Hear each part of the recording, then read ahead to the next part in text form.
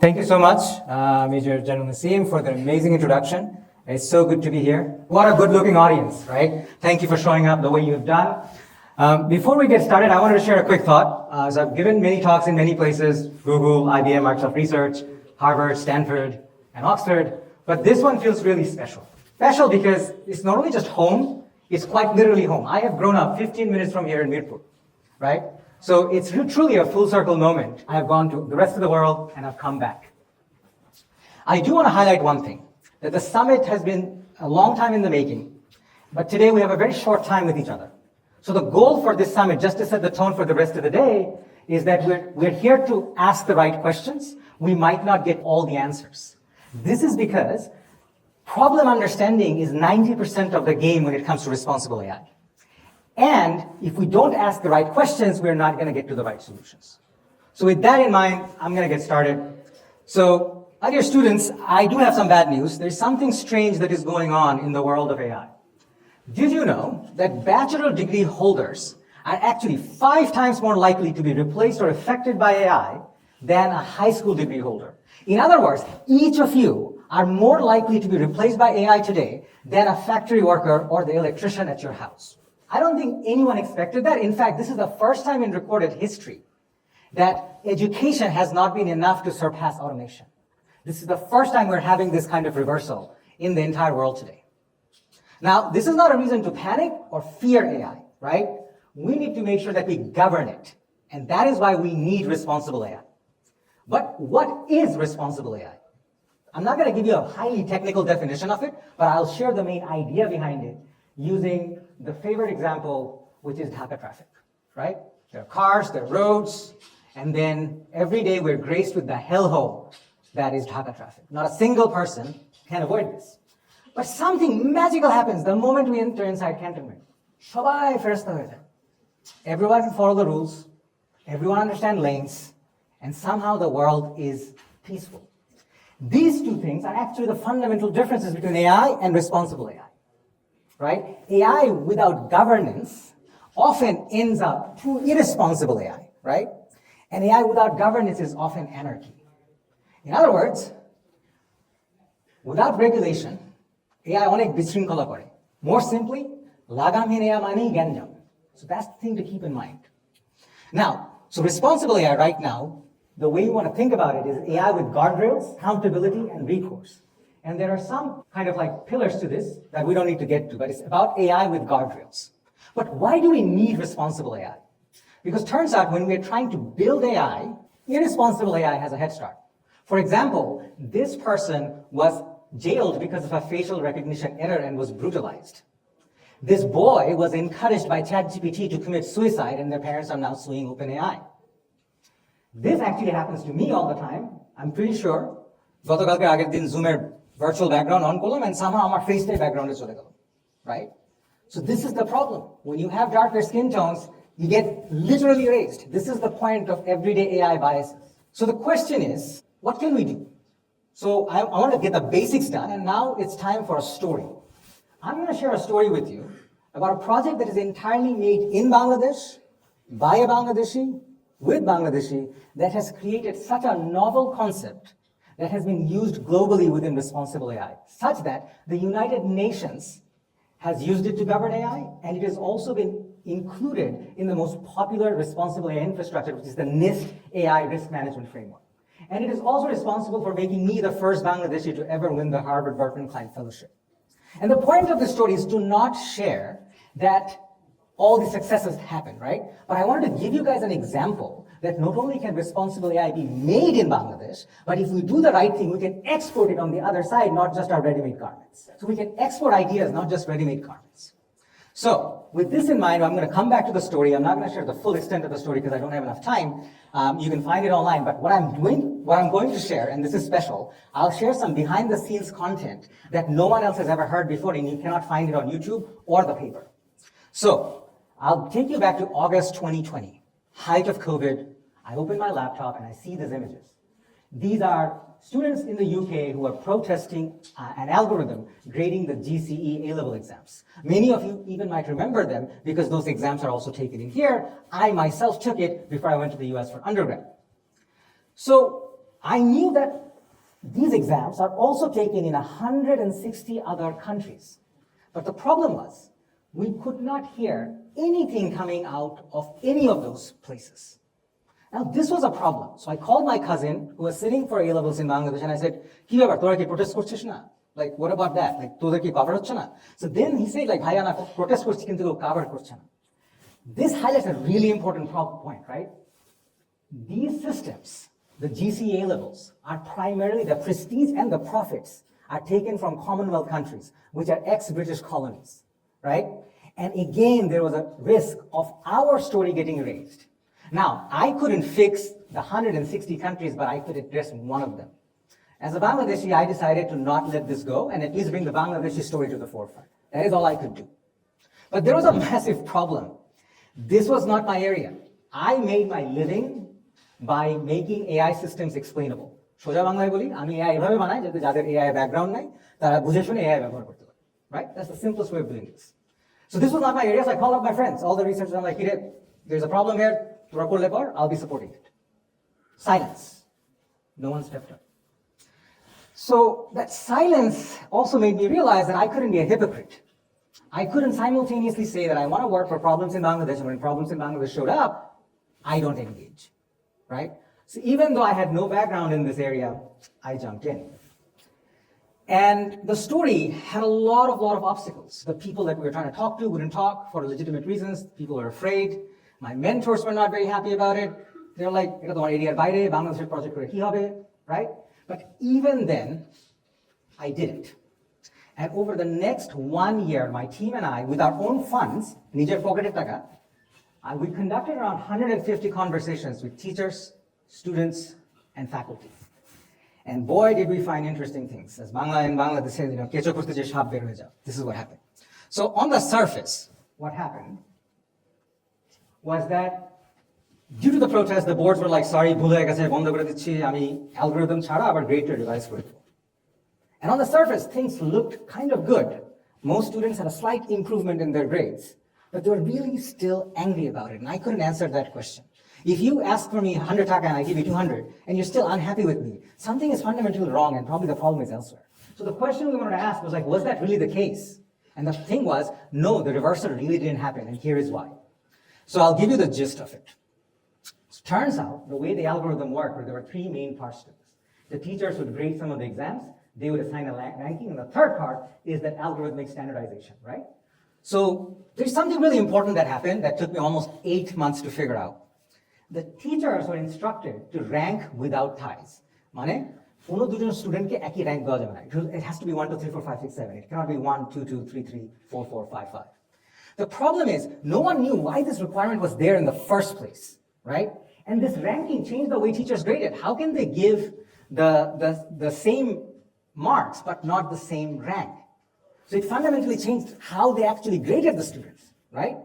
And this is the killer. It took me reading a 600-page technical report to find out that the stupid algorithm couldn't handle tied data. In computer science language, it needs ordinal data, 1, 2, 3, 4, 5, 6, 7, 8, 9, 10. It cannot handle ties. Nobody knows why, it just cannot. But that forced everything else to change, right? So here's how it actually, the imprint, the algorithmic imprint was formed. Remember this very crucial point, when they revised the grades, they did not regrade them from scratch. So initially there were three things, right? They just removed the last part. That was the revised grade. None of those other two were redone because it would take too much time. So the ranking affect the grading, right? And thereby, those were the imprints that stayed because of the algorithm. I'll use a different analogy. When you're going to bake or you're making a pita, right? You have a recipe, you have ingredients, flour, sugar, oil, right? You mix the ingredients according to the recipe, which is a set of instructions. Just because the oven doesn't work or titasher gas shesh hoye geche doesn't mean all of a sudden the ingredients come back to the original shape, right? The recipe has fundamentally changed the ingredients. And what is an algorithm but not a recipe? A set of instructions, right? So this is exactly how, even when you have all of these things and you decommission it, things happen. So here's the key insight. For the first time, we were able to discover that harms from AI systems can exist even after you turn the system off. This is kind of weird, right? Because we think of software as having undo buttons, right? In Microsoft Word, when you type it, undo. Algorithms are made of software. But turns out, when you deploy an algorithm in society, the imprint is very hard, right? And in other words, these things don't come with an undo button. And this is really, really important, right? This means that tech companies can't just do anything that they want, and then when trouble happens, they say, sorry, bhule gache, bondo kore dicchi, and they get out of jail. I'll give you an example. Think about an oil spill, right? When an oil spill happens, you get all this damage. Imagine BP comes to you and says, sorry, bhule gache, our oil refinery korbo na, bondo kore dicchi. Would that be okay? I don't think so. You would ask them to clean all of this up and pay for damages, right? So why is it that when physical imprints that are visible, we ask for accountability, but when imprints are digital, it's invisible, we really don't ask for it? And that's the key part. I'll give you an even more recent example. I'm sure যে আমরা হয়তো stable diffusion use করেছি. Show of hands, কেউ কি stable diffusion এর নাম শুনেছি? Have we ever heard? Okay, a few people. So this is an AI system where you could enter a text and you get an image, right? Turns out this AI system was trained on a data set that had instances of child pornography in it. And guess what?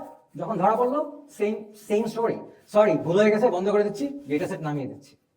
But it is now impossible to remove the poison data from the main system because that's how the engineering works, right? So even today, if you're using this system, you are actually using systems that was trained on child pornography. How is that okay? And why are we not asking for better, right? So these are the things, and I want to share two main things why this research actually matters. This was the first to discover that AI systems have afterlives. AI system there, porokal ache. And that harms can exist in the afterlife. This matters because the imprint allows us to hold deployers and technology companies accountable and doesn't let them get away scot-free just by decommissioning it, right? And maybe this is why the work has received the kind of adoption that it has. Secondly, it has changed how we calculate risks from AI system. For the longest time, all our focus was on here, right? It's like movie radha dekhechi and amra jantam na arekta movie baki ache, right? This work shows, and it's a blank slate intentionally, we do not focus on this one. So how do we actually mitigate these harms? What do we do about them? So in fact, right now I'm working with the UK government to develop some mechanisms that can help us be imprint aware in the way we assess risks and harms from AI systems. So hopefully it'll get somewhere. And here's a unique thing about this concept. It remains the first globally applicable responsible AI construct that is entirely developed from the majority world, the global south. Usually in responsible AI, things flow from the global north down the concentration gradient to everywhere else. This was the first instance things happened in the global south and it went up the concentration gradient. Finally, I want to zoom out a little bit and share a little bit about what do these things mean for Bangladesh and what would responsible AI mean for our country. So first of all, I think we need to aim for not just automation, but humane automation. What do I mean by this? When countries in the global north often automate, it's because they don't have people. Bangladesh has nothing but people, right? So the way we automate has to be somewhat different. And this is where the grand challenge of our responsible AI comes in. How can we harness the power of such a young population, a massive population, 180 million, 65% under 35, right? How can I harness the power of these people in a way that can make people more capable, not disposable? When it comes to responsible AI, we need to raise the floor, not the ceiling. So Bangladesh cannot compete with China or the US on benchmarks and compute because we just don't have the GPU infrastructure right now. So that means we can change the game, right? We can use AI to make sure that every little basic standard of service is served. Because guess what? When you lift the floor, you lift the entire population up. When you raise the ceiling, only a few benefit. For instance, if I had superpowers, I would raise the actual height of Bangladesh below sea level to above sea level. And if I raise it by 10 or 12 feet, koti koti manushke bonna theke bachate parbo, right? But if I build a 50-story skyscraper in Dhaka, I'm probably going to be able to cater to only 40 or 50 people. That's the point. It's about raising the floor, not the ceiling. So the question is, how might we use AI to raise the floor, not the ceiling? And this is not the first time Bangladesh has actually done this. I'll give you a weird example. The reason why in 1971 we were able to beat Pakistan is because we didn't play their game. We didn't have a military to play their game. We changed the strategy, we fought a guerrilla warfare and won it. The way we want to do this right now is Bangladesh can also innovate and have ways of working at its own problems such that we find some interesting things, much like the imprint, that we can not only just use for ourselves, but also export. Finally, I think we need guardrails and recourse, right? So there is a lot of need for human-centered responsible AI policies that helps businesses separate good use from misuse. So for instance, recently I heard a company was using AI to track how often their employees are going to the bathroom, right? Instead of punishing them and surveilling them how far are you using the bathroom, you can use the same data, right, to clean the bathroom better. That's a much better use of that data, right? So, and the problem is, right, when harms do occur, and harms will happen, we need recourse. So there was a recent incident where an actress was sexually harassed because of deepfake images, right?